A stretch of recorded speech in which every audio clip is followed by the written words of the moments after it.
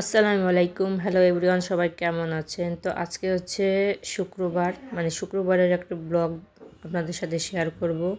তো জায়গাটা ফাঁকা করেছি কারণ হচ্ছে বাড়ি থেকে আমি কিছু মাল আনবো, ফার্নিচার। তো ফার্নিচার কিন্তু নতুন না, আমার আগে কিছু ফার্নিচার ছিল। আমি সব কিছু নিয়ে হচ্ছে করোনার সময় দেশের বাড়ি চলে গিয়েছিলাম।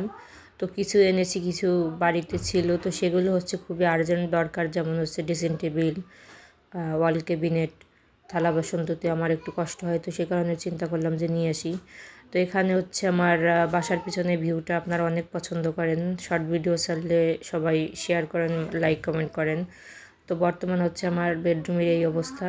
তো এখানে হচ্ছে ড্রেসিং টেবিল আর স্টিল আলমারি রাখবো। আর এই যে ড্রেসিং টেবিল আনার মূলত কারণ হচ্ছে এখানে ওয়ার্ড্রোবের উপরে আমি কোনো কিছুই গুছিয়ে রাখতে পারি না, যত কসমেটিক আছে সবার, তো সেগুলো হচ্ছে এভাবে গুছিয়ে রাখলে আলোনো হয়ে যায়, যেহেতু 5 জন, তো একটা নিতে গেলে দুটো নামাতে হয়।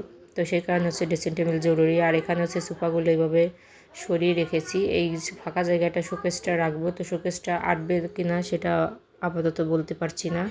শোকেস আনার পরে হচ্ছে পাতিয়ে তারপরে টিভিটা খুলে টিভি অন্য জায়গায় সেট করতে হবে একটু সরিয়ে। আর আমার বেডরুমে যে আলনাটা ছিল সেটা হচ্ছে এই রুমে।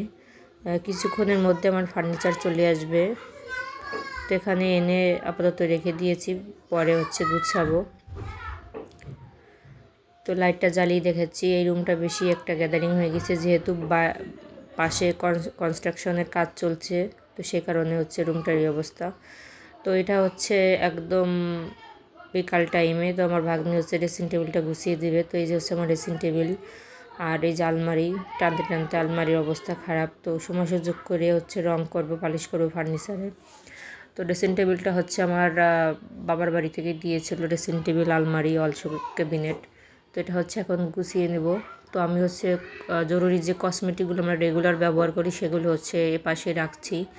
তোকে আমি বলছিলাম যে এভাবে রাখো, পরে হচ্ছে আমি আমার মনের মতো করে সাজিয়ে আমার মন মতো সাজিয়ে নেব, কারণ আপাতত ঘরের অবস্থা 12টা বেজে আছে, কাচের জিনিস এনেছে সেগুলো হচ্ছে ধুবো। তো সবগুলো হচ্ছে বলছি আর ও রেখে দিচ্ছে। তো আমি আমার সুবিধা মতো হচ্ছে পরে সাজিয়ে গুছিয়ে নিব। আপাতত যেটা যেখানে পারছে সেটা সেখানে হচ্ছে ভরে রাখতেছে ও। তারপরে হচ্ছে এটা হচ্ছে কাচের জিনিস আনার পরে, আর কাচের জিনিস হচ্ছে একটা কার্টুনি করে এনেছি। আর এই যে আমার বাবা খুবই সাদাসিধে একটা মানুষ, জীবনে অনেক কষ্ট পেয়েছে ভাইদের কাছ থেকে। তো আমার বাবা হচ্ছে চোখের ডাক্তার দেখাতে আসছে, তো সেই অজুহাতে মানে ওসিলায় আমি হচ্ছে আমার ফার্নিচারগুলো নিয়ে আসছি। তো এটা হচ্ছে কার্টুনে ভরে কাচের জিনিসগুলো আনছি। তো আপনারা বাসা বাড়ি বা গ্রামে দেশের বাড়ি থেকে মাল আনার সময় বা বাসা বাড়ি চেঞ্জ করার সময় এইভাবে কিন্তু কাচের জিনিস আনতে পারেন কার্টুনে ভরে। তো কার্টুনটা কিন্তু খুব টাইট করে বেঁধে এনেছে আমার বাবা, আর ভিতরে কিভাবে এনেছে সেটা আমি আপনাদের সাথে শেয়ার করছি।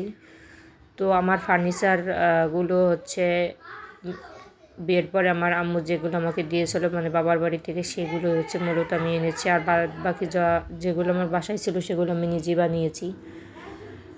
তো এইভাবে করতে করতে কিন্তু আমার অনেক ফার্নিচার হয়ে গেছে। অনেক মানুষই রাগ করে যে তোমার এত ফার্নিচার কেন।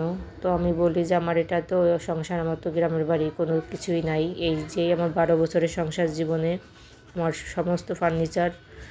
তো এভাবে করে করে আমি কিন্তু অনেক মাল বানিয়ে ফেলেছি। আর এই যে হচ্ছে কাচের জিনিস। তো এই হচ্ছে বোলগুলো নামাচ্ছিলাম, আর এত পরিমাণে ধুলো পড়েছিল, আসলে কেউ পরিষ্কার করার মতো নেই।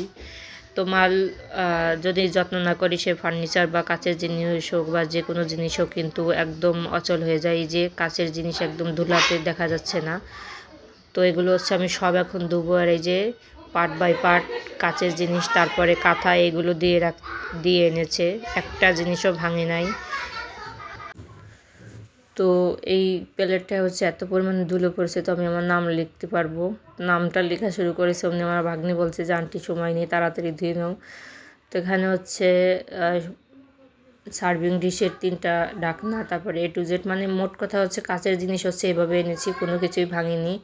তো লাস্ট মুহূর্তে হচ্ছে লিভার এনেছিল। তো তারা হচ্ছে উল্টাভাবে একটা কার্টুন রাখাতে আমার শুধু একটা অনেক আগের একটা জগ, মানে অনেক দিন আগের কালে আমার আম্মু সংসার জীবনে প্রথম একটা জগ আমাকে দিয়েছিল কালো কালার। তো সেই জগটা হচ্ছে ভেঙে গিয়েছে, আর একটা জিনিসও আমার কোনো কিছু হয়নি। আর ওয়াল শোকেসটা সারা রাস্তায় ভালো ছিল। তো যখন সিঁড়ি দিয়ে উঠাতে গিয়েছে তখন হচ্ছে সিঁড়ির রেলিংয়ের সাথে বাড়ি খেয়ে মাঝের দরজাটা ভেঙে গিয়েছে। তো পুরাটা কাজই মানে দরজার গ্লাস হচ্ছে পাল্টাবো। তো এইখানে পিরিচগুলো দেখুন এত পরিমাণে ধুলো পড়েছে মানে বলার বাহিরে। তো প্রায় 2-3 বছর হচ্ছে গিয়ে ধোয়া মোছা হয় না, তো সে কারণে হচ্ছে এমন ধুলো পড়েছে। তো এখন একবারে যেহেতু সুযোগ আছে, বোনের মেয়েরা আছে, ওরা বড়, ওরা কাজে অনেক সাহায্য করেছে আমাকে। তো ওদের নিয়ে হচ্ছে আমি ধুয়ে মুছে পরিষ্কার করে তারপরে একদম শোকেজে রেখে দেবো। আর ধোয়াধুয়ি কখন হবে কোনো ঠিক নাই, যেহেতু আমার ছোটো বাচ্চা আছে। তো ওদের নিয়ে কাছের জিনিসে হাত দেওয়া মানে যুদ্ধ করা। তো বাচ্চারা হচ্ছে ঘর আলোনো দেখলে অনেক চেঁচামেচি করে। তো আমার 3টা ছেলেও সেম একই রকমের সবার বাচ্চার মতো। তো এখানে হচ্ছে পার্ট বাই পার্ট করে আমার বোনের সাথে একটু দুষ্টামি করছিলাম। তারপরে আবার দেখছি আয়নায় আমাকে দেখা যাচ্ছে। তো এই কাঁথাগুলো উঠিয়ে নিচেও কিন্তু কাচের জিনিস আছে, আমার পুরো একটা ওয়াল শোকেস ভরা কাচের জিনিস। তারপরে হচ্ছে এখান থেকে যে কিছুদিন আগে কিনেছি, ফাঁকে ফাঁকেও কিন্তু অনেক মাল কিনেছি। তো তারপরে দ্বিতীয় কার্টুনটা খোলা হচ্ছে। তো এই কার্টুনের ভিতরে হচ্ছে কাচের জগটা ভেঙে গিয়েছে, এটা হচ্ছে উল্টাইয়ে রেখেছে। তো আমার বোনের মেয়ে মেজোটা আর আমার আব্বু খুলছিল আমার। তো কাচের জিনিস এইভাবে বের করে রাখা। আর এই মানে ঝিনুকগুলো কিন্তু কক্সবাজার থেকে এনেছি, একটা আর একটা কুয়াকাটা থেকে। তো 18 সালে লাস্ট কক্সবাজার আর কুয়াকাটা গিয়েছি। এবারও ঘোরার প্ল্যান ছিল বাট হয়নি, যেহেতু আব্বু এসেছে, তার চোখের একটা মনি নষ্ট হয়ে গিয়েছে। তো তাকে দেখানো একটা দায়িত্বের মধ্যে পড়ে। তো এটা হচ্ছে একটা চায়ের কেটলি। তো এটা নিয়ে শয়তানি করছি যে আলাদিনের চেরাকের মতো দেখা যায়। আর পাশে কিন্তু আমার ছোট ছেলে কিন্তু চিপস খাচ্ছে, শব্দ করছে। তো এটা হচ্ছে সমস্ত কাপ গ্লাস এইগুলো রাখা। তো তারপরে হচ্ছে ফাইনালি সব কিছু ধুয়ে এইভাবে বেলকুনিতে ঝরাতে দিয়েছে। অলরেডি কিন্তু আসর আজান মানে নামাজ শেষ হয়ে গিয়েছে। ধুতে ধুতে সমস্ত জিনিস আমি ধুয়েছি। আর আমার বোনের মেয়ে দুটো হচ্ছে বেলকুনিতে এইভাবে ভুট করে পানি ঝরাতে দিয়েছে। তো সংসারে মেয়ে থাকলে কিন্তু অনেক কাজেই সাহায্য করে। আমার যেহেতু দুটো ছেলে, তারাও কাজে বললে করে, বাট মেয়েদের মতো করতে পারে না। মেয়েরা তো মেয়েদের মতোই গুছিয়ে কাজ করে, আর ছেলেরা ছেলেদের মতোই কাজ করে। তো তারপরে ঝরাতে দিয়ে হচ্ছে শোকেজের টুকটাক জিনিস যেগুলো মোছামুছি করার নাই সেগুলো রেখে দেবো। আর এটা হচ্ছে শনিবার মানে আজকের সকালের ভিউ। তো মোটামুটি ড্রেসিং টেবিল, আলমারির ভিতরে কাঁথা সব কিছুই গোছানো হয়ে গিয়েছে। তো ড্রেসিং টেবিলটা এভাবে গুছিয়ে নিয়েছে। আর মোছার পরে টানাটাও কিন্তু নিচে রেখেছি মানে কাপড়টা। আর এটা হচ্ছে আলমারির অবস্থা, দেখেও খুব খারাপ লাগছে, অনেক রং নষ্ট হয়ে গিয়েছে। তো আমার রুমটা ফাইনাল কিন্তু একদম পুরোপুরি গুছানো হয়ে গিয়েছে। আর শোকেসটার গ্লাস লাগানোর পরে পরে আপনাদের এক সময় শেয়ার করবো শোকেজে কীভাবে আমি আমার কাচের জিনিসগুলো গুছিয়ে রেখেছি। তো খাটটা গোছানো থাকলে কিন্তু মনের মধ্যে অনেক একটা শান্তি আসে। তো সব কিছু গোছগাছ পরে সবাই একটু চা খেয়ে নেবো, মানে চায়ের আড্ডা। বিশেষ করে আমার আম্মু আসলে আমার চা খাওয়া দিনে অনেকবার পরে। তো যেহেতু ডায়েট শুরু করেছিলাম সেটা আবার ক্যান্সেল করে আজকে আবার দুধ চা খাচ্ছি।